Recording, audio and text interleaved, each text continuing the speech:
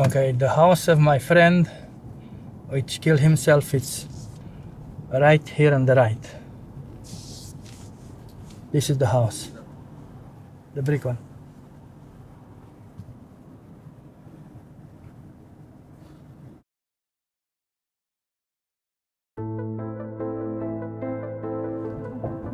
My first day in the US was 8 August 1985, and I start driving a taxi. I rent a car. I pay $700 a week.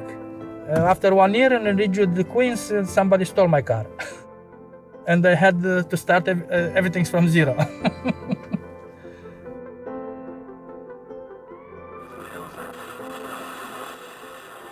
Sheila in Manhattan, you're on WNYC with the mayor. I want to know what the city is going to do about the tragic situation that has been imposed upon cab drivers, medallion owners who invested with the city and whose contract for exclusive rights has been totally set aside, leading to suicides. My heart goes out to these drivers and their families because I know the world changed in a horrible way for them, and as the technology changes, the economic changes swamped us all. Certainly the industry never anticipated anything like this. See this medallion here on the hood of the cab? You need that to be a New York City cab driver. Those used to go for up to $1 million a piece. Now they're worth around $200,000. Taxi drivers who thought they had a compact with the city over the medallion and what that meant have been left completely and utterly in the lurch. Critics say the proliferation of ride services has increased congestion and hurt yellow cab drivers. A rally outside City Hall. They gathered to remember the lives of 4 New York City cab and livery drivers who took their lives in recent months. We are here today to say enough is enough. We are sick and tired of burying our brothers.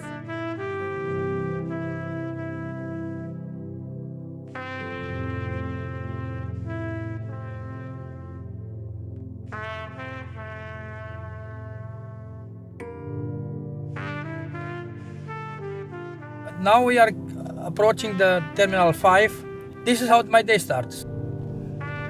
You see the worst thing in New York, and you see the nicest thing in New York. You never get bored here. Even when you are the most sad in your life, you see something stupid, and start laughing. There is a problem in the city, especially for a cab driver. Go to the bathroom, this is, the wipers which I use, and this is the bottle, which sometimes I have to do it in the car. I have no choice, because I cannot take the car with me.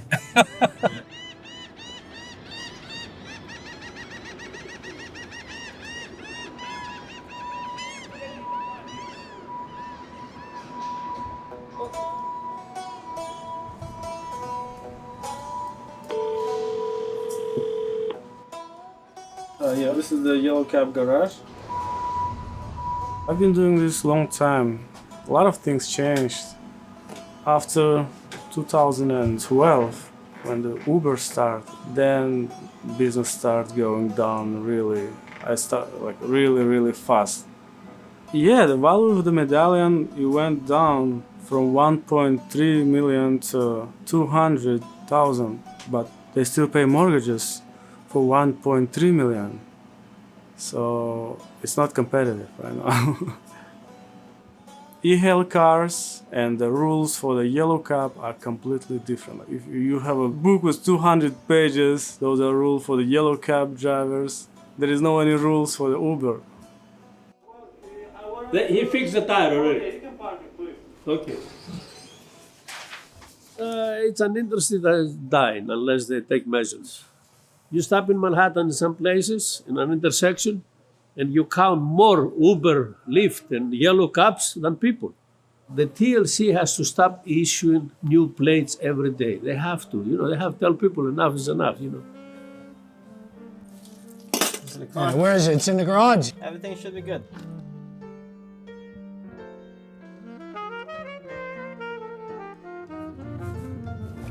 Dude, I got an Uber in front of me blocking me. Unbelievable.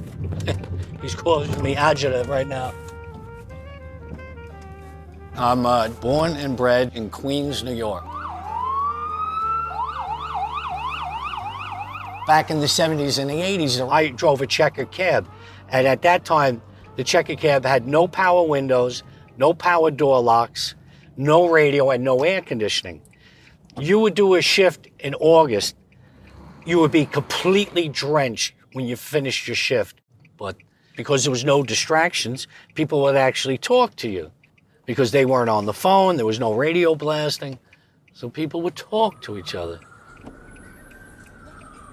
Well, we were our own worst enemy, and this is the way it would work. You see a guy at the corner near rush hour or something, you don't want to leave Manhattan because all the money's here. You go, hey, where you going? Brooklyn? No, I'm off duty, I'm heading back to the garage, see ya. And you go by, and then you go up to the next, where you heading to? Oh, Penn Station, oh, get in. And we were doing that, so it really pissed off a lot of people, and all the yellow cabs were doing that. Unless the yellow cab industry reinvents itself and catches up technology-wise, we're doomed. There's a terminology that's being used by the hipsters, particularly in Brooklyn, and I've heard it from people that live in Williamsburg that live there their whole life. They're being called leftovers. They're just the last people that are living there, and I feel I'm the same way in a yellow cab. I'm a leftover. They couldn't care less. They're moving with the new technology, and if we can't keep up with it, too bad. The apps, particularly in Brooklyn and Queens, it's been a godsend because you can get a car fairly quick where you couldn't. But there has to be some regulations. There has to be a limit on what you can do. But make sure everyone in the city can make a living that's driving. See, that's the whole problem. Nobody's making a living. We're screwed. So in 1990, I did pay for that yellow taxi medallion. That I said that will be my retirement, and that will be my income when I'm gonna get retired. I still owe to the bank more than 130,000. I count, had to have a medallion to give it to when I retire. And my plan was to retire at 62, to give it to the broker and collect, was in 2012 or 2013, like 3,000 a month. That plan looks like it's gone now, and I am, at the age of retirement, and I cannot retire. I do feel like a city of New York, they robbed me. They sold me a taxi medallion and says on the paper, you have the exclusive rights to hail in New York City. And now those exclusive rights went to unlimited app cars. I cannot blame the passenger, the public. They can take whatever they wanted. It's their choice. They should have the choice. Competition is good for consumer. But the only problem I have, why they have to get the license free.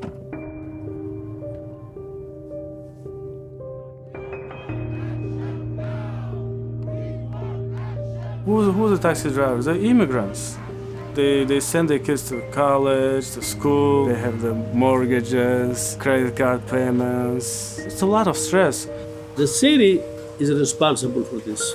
For someone to commit suicide, you gotta have big problems. People don't kill themselves, for $10,000 or $5,000. Those people must have serious problems. The last guy, I knew him, yeah. He was working with me like back in 2008 or 2009. He was a quiet guy, but people who was doing this job the whole life, they don't know anything else. People just can't take it anymore. I met my friend Nicanor at LaGuardia Airport, and the last 10 years we become very, very close.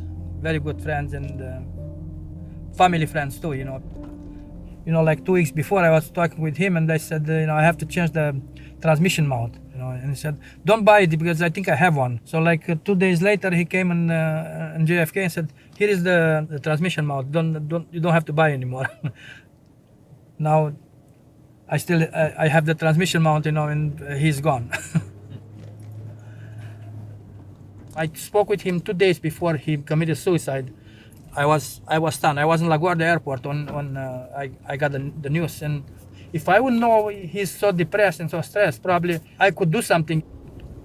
It's tough. It's very tough, and even now, still it's hard for me to believe. If the city will not gonna come up with some, negotiation, will be more. I can guarantee to everybody, I'm not going to do that. I'm not going to kill myself, but I will fight until I will die.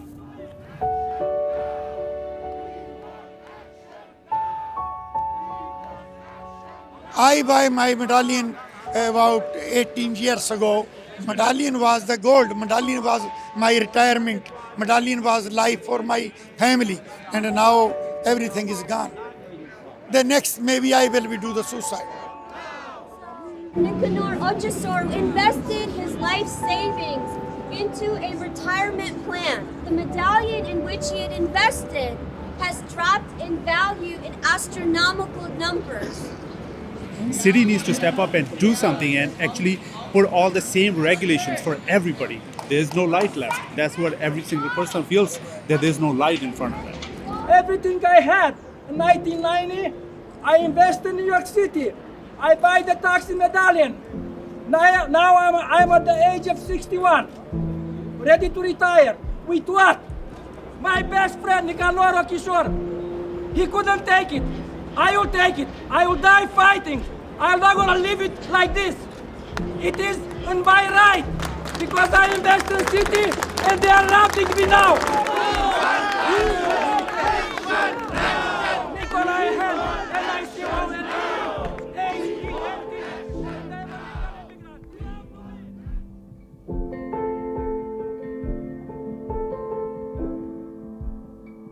It's a tragic consequence of the city of New York allowing this to get out of control.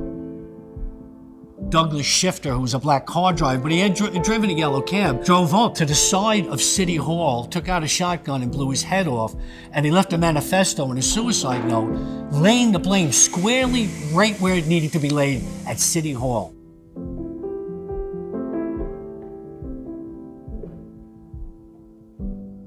Just like, Doug Schaefer said, new system of slavery.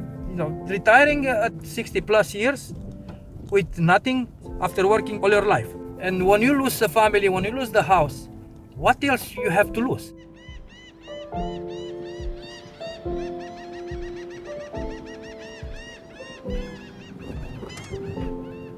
That's all you can ask for, is just to make a living. Maybe somehow help out the drivers that the city was auctioning off medallions for $1 million. That you come up with some sort of bridge loan or the city guarantees it. Well, I mean, we bailed out the banks, we bailed out the auto industry. They seem to find money for corporations and for banks and everything like that, but you can't find it for cab drivers.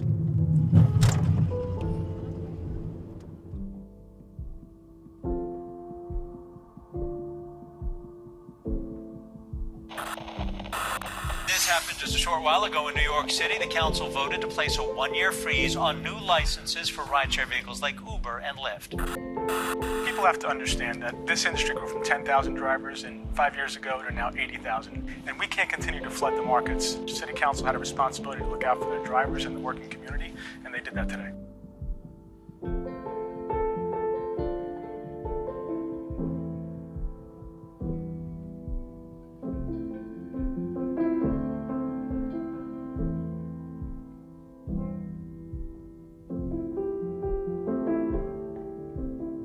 It gives a little opportunity right now, not too much, but a little opportunity for the yellow cabs, and drivers will have some steady jobs.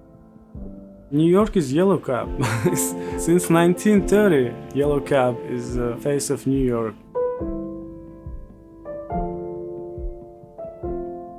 Well, it's reactive, it's not proactive. He's reacted to the suicides, let's put a cap on. He's reacting to big money that he didn't put it on 2 or 3 years ago. From my point of view, it's too late. We'll see what happens now at the end of this year. Does he lift the cap? He gave a 1-year break on it? I don't know.